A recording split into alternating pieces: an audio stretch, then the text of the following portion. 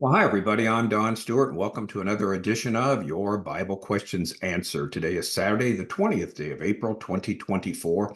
And as we mentioned earlier on the program Breaking News, we're going to talk about the significance of a potential offering of a cow or red heifer, 2 days from now in the city of Jerusalem at the first day of Passover. Does it have any meaning with respect to last day's Bible prophecy?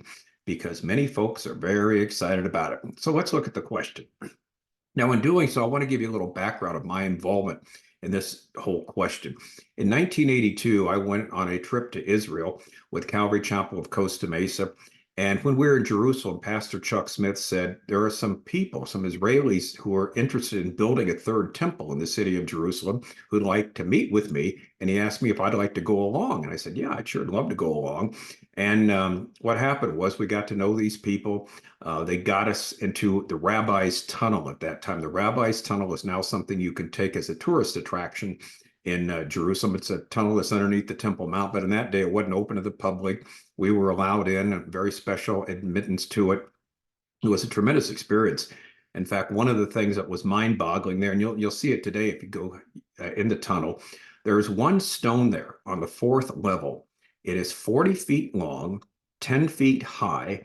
They estimate 10 feet thick, and they estimate it weighs 400 tons. And that was mind-boggling. Pastor Chuck was on one end of it, I was on the other. We were amazed that such a stone was there. And that was the retaining wall that Herod built during the when he revised and enlarged the Second Temple, starting at about 20 BC. Anyway, during that trip, there was a question of having a expedition to Israel to find the location of the exact temple, the first and second temple, because no one knows for sure where it is on the Temple Mount. And so basically, there was a trip put together. They had some of the world's top scientists from SRI International who were contracted to go. I was asked to go to be kind of like the journalist to write down what happened and if we discovered anything. The whole idea is that we don't know exactly where the temple stood, somewhere on the Temple Mount. No archaeological work is allowed, but from the Rabbi's Tunnel, from underneath, you could certainly do some, with this equipment they had, ground penetrating radar. If you were on top, we couldn't use that, but there's a seismic sounder we could use, would basically give us an idea of what's behind the wall and build a relief map of it. Anyway, bottom line is we didn't get to do it. We talk about this trip in our book, The Jews, Jerusalem, the Coming Temple, and the Next Temple. In an appendix, we explain what happened. And that was kind of my involvement of that. That was 1983. Now, during this time, I got to meet with Professor Asher Kaufman, became a very good friend. Asher published an article in Biblical Archaeology Review that really shocked the world. He said the temple in Jerusalem did not stand over the place, the Dome of the Rock, the traditional place, that golden dome that's there, but actually about 106 meters or so to the north of the Temple Mount, to the west a little bit, at a place called the Dome of the Tablets, the Dome of the Spirits. He became a very good friend of mine. In fact, when he came to America, I got to pick him up at LAX and take him to a place he was staying, brought him to a couple of speaking engagements. And when we got back to Israel the next time, personal trip, I spent some time with him on the Temple Mount, looking over it, and also on the Mount of Olives. And when we were on the Mount of Olives, he said there's this tradition that the red heifer had been sacrificed 7 times or 9 times in the history of Israel. And there's a tradition that there was an urn. The first time it was sacrificed during the time of Moses, the tabernacle. The ashes were put in an urn. And every time it was sacrificed after that, the urn was kept, and the previous, ashes were mixed with the previous ashes. And one of the things that may be necessary to build a third temple is finding these original ashes. And so he took me to the Mount of Olives, and he had a very ancient source, and he pointed out to me, he said, this is a place I believe is a good place where these ashes may be buried. Unfortunately, it was under the authority of one of the local Christian groups there, and he asked for permission to go in and look, and they said, no, we're not interested in the least. But anyway, it was fascinating. But that's kind of my history with it. I've written a couple books on the subject. We'll be talking about that in a minute. But since basically 1982, 1983, I've been very much involved in the whole idea of the third temple and the construction of it, what it'll mean with last days Bible prophecy. All right, what does the Bible say?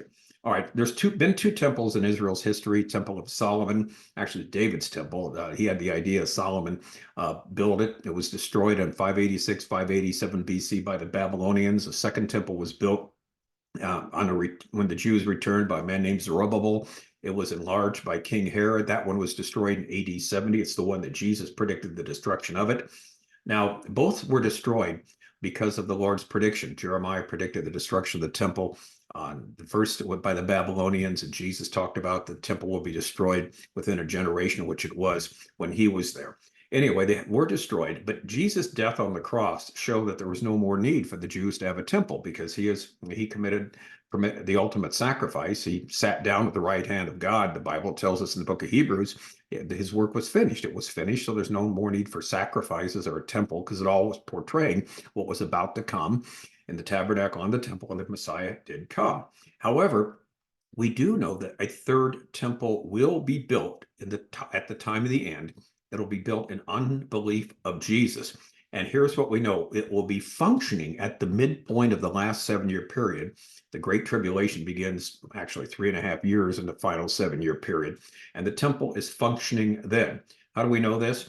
Because Jesus, when he was asked for a sign of his coming in Matthew 24:15, he said the sign of the abomination of desolation spoken of by the prophet Daniel. We know what that is. That is a defilement of the temple, basically an open season on the Jewish people, which will take place, stopping the sacrifices and placing some unholy object in the Holy of Holies. And according to Matthew 24:21, this will bring on the Great Tribulation period. That'll bring on the start of it when this event takes place. So there will be a temple built in the future, built in unbelief of Jesus. It will be defiled. And that act of defiling, once that takes place, 1,290 days later, according to Daniel 9:27, the Messiah will be on the scene. He will come back the second time. Now, the defiling of it will cause the final Antichrist to declare war on the Jews. So it'll be something that's the horrible time for their history, and it's still in the future, but it's going to take place. Now, this brings us to the question of the red heifer. Basically, in Numbers 19, verses 1 to 10, there's a unique sacrifice that the Bible talks about that the people were commanded to make of a red cow or a red heifer. Now, basically, the blood that was sprinkled seems to mean it was basically for the maintaining of a purity of the tabernacle. Remember, they had the tabernacle there, not the temple. It was sprinkled towards the tabernacle, and this heifer was sacrificed to purify the tent and protect it from contamination. And so the idea was in these chapters, maintaining a pure tabernacle with sacred space, because it spoke of what the Lord Jesus Christ would do. He's the whole things, the implements of the tabernacle, and then later the temple were speaking of him. So now it's not recorded in scripture that this ordinance was used into purifying the people before the first and second temple was built.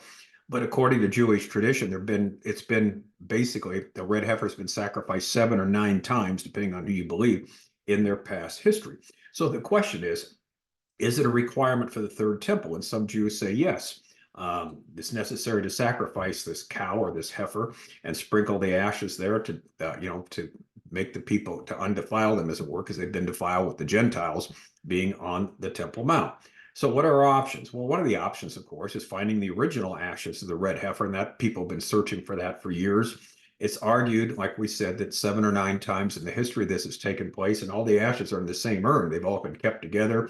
Each time this took place, the last time it was sacrifices right before the second temple was destroyed, supposedly. So each time, again, it was sacrificed, the ashes were mixed together, and they need these ashes for the purity of the priesthood.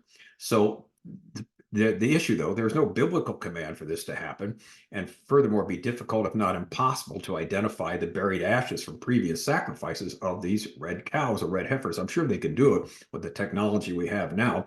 No one knows exactly where to look, although there are several possible sites. And like I said, on the Mount of Olives, Asher took me up there, and he pointed out where he thinks is a possibility of where it was buried at a very ancient source that was telling us that. So anyway, that's one possibility, to find the original ashes. Another one, probably the most likely candidate, a new red cow or new red heifer needs to be sacrificed before the third temple is built. And one needs to find just a cow or red heifer that meets all the requirements. I asked Dr. Kaufman about it. I said, what should the people do if you can't find the original ashes? He said, just find a red cow and sacrifice a new one. So that is another possibility. There's a third option that some people think no sacrifice is needed. You can build a third temple without finding the original ashes or even sacrificing a present day red cow or red heifer. More likely, they will find one and sacrifice one that meets the right requirements. All right. We go into great detail at all of this in 3 of our books. 25 signs, we're near the end. Sign 8 is called Preparations Will Be Made to Build the Third Temple. An entire book on the subject of the temple, the Jews, Jerusalem, the Coming Temple, chapter 16, Modern Preparations to Build the Third Temple. And then our book, 45 Common Mistakes About Last Days Bible Prophecy, cleared up mistake 16. And we talk about important lessons to be learned from the red heifer. All right. So here's the question we have. How does it fit in? Does it fit in? Why should we or should we not get excited if there's a heifer sacrifice in a couple of days in Jerusalem at the beginning of Passover? Well, it is, first of all, let's make it really clear that it's not a sign. It is certainly not a sign that the temple is going to be immediately built, or the events of Daniel 9, the events of 2 Thessalonians 2, will take place, where there'll be a defiling of the temple. The final Antichrist will come to that, defile it, put his image in the temple, open season on the Jews. That's the abomination of desolation. And Christ comes back 1,290 days later.